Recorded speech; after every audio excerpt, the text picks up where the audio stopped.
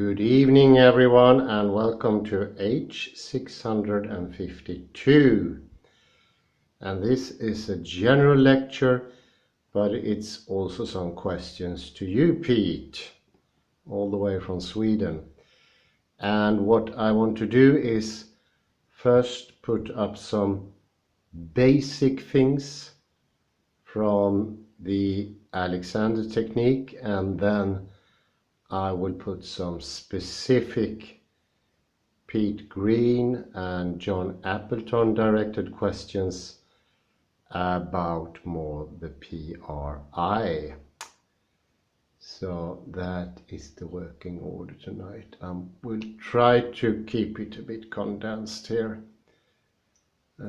Just give me a second. So, well, as you can see from the board, I will try to put up some basic questions from the Alexander technique, and the first one I learned many years ago when I started with Alexander technique, and it is that muscles can only pull, cannot do anything else, and that's very uncommon knowledge. I think I had a teacher, Anna, she said she only met like 2 students during her whole career that know that muscles can only pull. And it makes a whole lot of difference if you understand that. And that's also understanding of movement, that muscles, therefore, they have to work in tandem, not separately.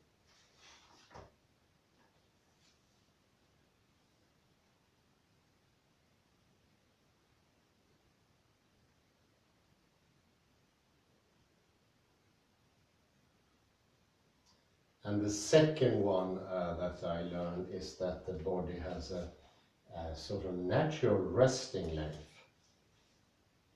And that is similar to a metal spring. So if you don't pull on it and if you don't compress it, it has a natural resting length. But if you push on the spring, it gets shorter. And if you take your finger off the spring, it gets longer by returning to its natural resting length. And that's the working of the body as well. So you can push on your body and make it shorter by contracting various muscles. And one good example is you contract your muscles in the back and they will get shorter, bringing the top of your back closer to the bottom of your back and causing your chest to stick out. Stop contracting those muscles and your body returns to its previous state. If you contract the muscles in front of your body, you can pull your body down into a slump. To get out of the slump, you only need to stop contracting the muscles you contracted to cause the slump in the first place. And this is incredibly important. Very few people know that. So what is happening is that I will demonstrate here by asking my colleague Kalle here to help me.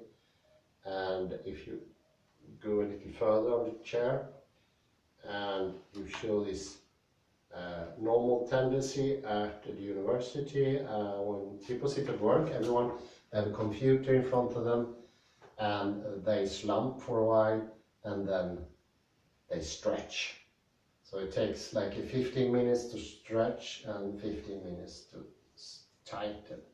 So we have this perpetual movement of slumping, and then people try to pull themselves out of the slump by stretching, a bit like that, stretching too much, very good. And I studied that for a long time, it's very interesting, but I tend to do the same thing. But without you understanding that, you will continue to do that because there's no other choice. You don't like the position of being slumped, so therefore you stretch. But the cause of the slump is not the slump itself, it's actually contraction. And number 3 is very telling now. I have a friend, Anders, he got an incredibly painful hernia, and he didn't have any physical problems. He was well trained, in good fit, ate well, and well, slept well and all those things. He was sort of a health addict, but he woke up one morning with a hernia, and I don't think the pain ever will leave him. And this is one of these myths: what you don't know won't hurt you. And that's absolutely not right. It will hurt you, and it will hurt you good. I don't know how it is in the US, Pete, but here in Sweden we have a complete wave of people being even almost disabled by those things. And what happens with the back is there's a constant tear. If you sit like this, there's a constant tear on the back, and the tear goes only so far as the compression discs disappear. And there's no pain until they disappear, but when they're gone, it will be bone against bone. And then there is no turning back after that. You will be completely disabled by pain. And this is very good to know, because there's no warning before. You won't ever feel any warning. It usually comes from one day to another one. And you have the full pain the second day. So this is not, there's an idea, it's a gradual development. It's not goes, because there is always some sort of protection in the bone. It could be a ligament, it could be a piece of cartilage, but it's just when it disappears the pain comes, and then it won't go away. There's no good method of replacing cartilage. You can do other things, but and especially discs are very hard. This is good to know, because this is actually the biggest problem we have in Sweden right now, is the misuse. And in the case of Anders, he thought about his career, he thought about his family, but he didn't think about this. And this is actually the most important, because now he cannot work. He can't even carry the baby. So what can he do now? He can't do anything. And this goes to show that what you don't know, it can definitely hurt you. So there is, it's not like in morality. I didn't know about what happened when I sold the car to that guy or something like that. Then you can't know. But in this case, it's a bit different. You don't know, and it could have an effect. And the only one getting hurt is yourself. So you cannot claim any moral irresponsibility. It's your body, and you're completely responsible for it. And here's a fourth thing, which I feel is very interesting. There's only two ways for the head to move in the relation to the rest of your body: down and not down. The head cannot move up. And even if we have these directions, the directions of the head going forward and up like this, in that direction, that up is a release up, to release the contraction. So you hear it becomes complicated very quick. And this leads me to the first question I want to put to you, Pete. And I think you partly already answered that by your videos, but for clarification, because this is a difficult subject to intuitively grasp. If you have this wave movement in the sort of direction that John calls the standing wave, which I don't quite understand, but I have a feeling this standing wave is the not pulling the head down and back. And that will mean that you imagine in your head there's being some sort of extension going from that being the snout, as I call it, and then you have some sort of extension going back here, and that being the tail. So my question is, if you want, so to speak, the head to go up and forward, i.e. not pull back and down, should you think that the snout goes in an upward direction? Is there a connection there, or am I completely wrong? So let me restate that question. Should there be a direction going from the snout, like these ventral parts here, being extended together with the dorsal parts forming the snout? Should that one go upwards in the image, and the tail sort of go downwards? And my idea is, if you have the snout going upwards and the tail going downwards, is that creating a sort of balance, would you say? That's a feeling I get. I'm not quite sure. So I put this to the group as well, in a conversation the other day. And I see how hard this is to understand. There's also an Alexander teacher, and she has problem understanding this as well. But first you separate the body into the dorsal and the ventral, and then somebody suggested you should focus very, very hard on the seam.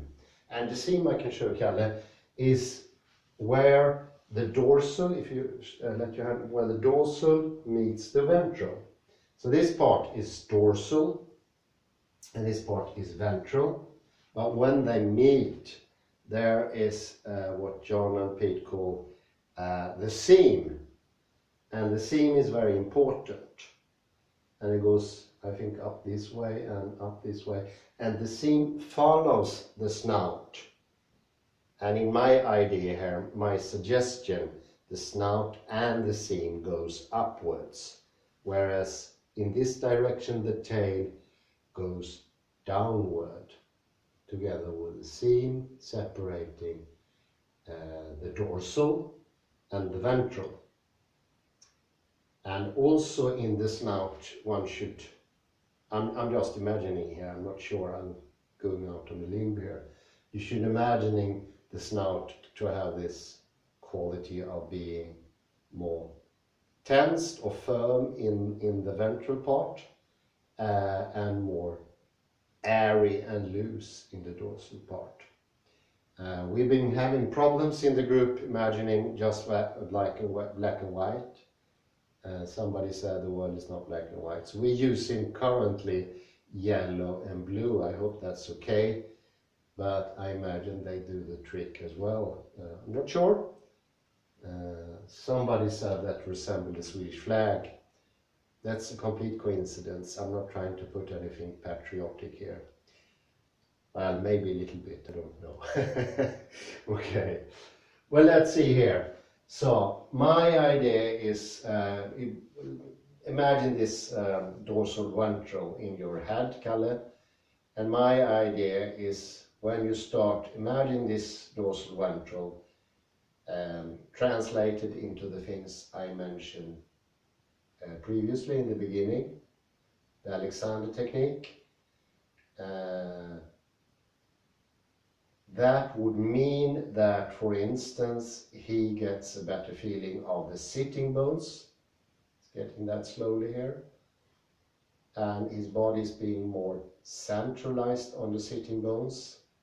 I can feel that now, sensing in it. Is that the same thing as the ventral going into the ground, sort of? So the ventral, the ventral part is dark, and that maybe is more connected to the earth, whereas the dorsal is white, and that's more connected to upside, which I think it is, almost certain now after all these videos and chit-chats. And that will help the person sitting in the chair or standing to get this balance between the two opposing forces. And I think John mentioned at some instant that the ice cream cone, it's the yin and yang. And the up, I can show to color the ice cream cone. It looks like this. This is the dorsal, the white, and this is dark, the ventral. And what you're imagining is it goes down into the earth, so to speak, and it's narrowing somehow. And I have the feeling when this narrowing of the ice cream cone, the cone part goes down into the earth, I feel that actually greater stability. And I think both of us noticed there's also sort of push up going on. We don't know what that is, but it seemed to be working. And the ice cream top part, the ice cream part, the white part, goes in all directions, at least all directions from that and up like this, almost like a sphere, half square.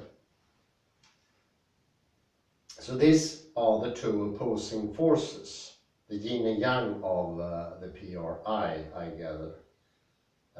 And that means even though it's narrowing down, it's making a better stability, because that is something I don't quite understand. And I had some questions coming from the group as well about that. Because especially one said, if I imagine something very sharp and edgy going down like the cone, she felt less stability because it's not so broad, if you get my drift. So I don't seem to have that problem. The cones seem to give me more balance. And there was a third question coming up here too. If you're doing this imagining, should you at the same time combine it with the direction somatic sound technique? Was one question that came up. Or what do you think about that? Doesn't have to be any harsh, definite answers here. But I get the feeling that this ice cream part is like taking in what's behind you as well, like extending awareness, because that's a big thing now in the Alexander technique, something new coming up.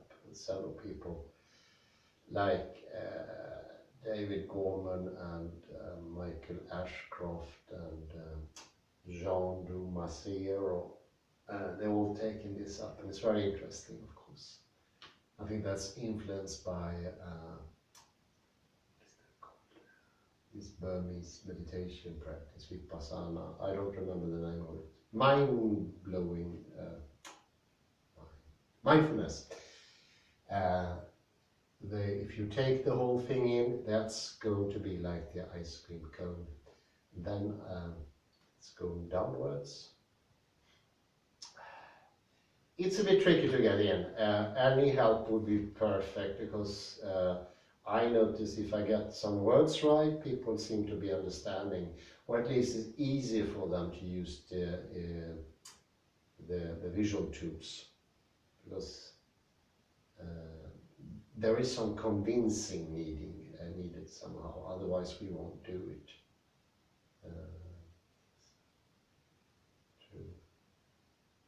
There was some fourth question, I don't know if I remember it completely, but the question was, is it true that the white areas are those areas that should not be engaged muscular if you're standing in normal position, because that changes in what position you are. For instance, is it true if you're sitting in a chair like Kalle here? Are the white parts of the body the ones that shouldn't be engaged, and the black should be more engaged in his case or any other person's case? Well, average people.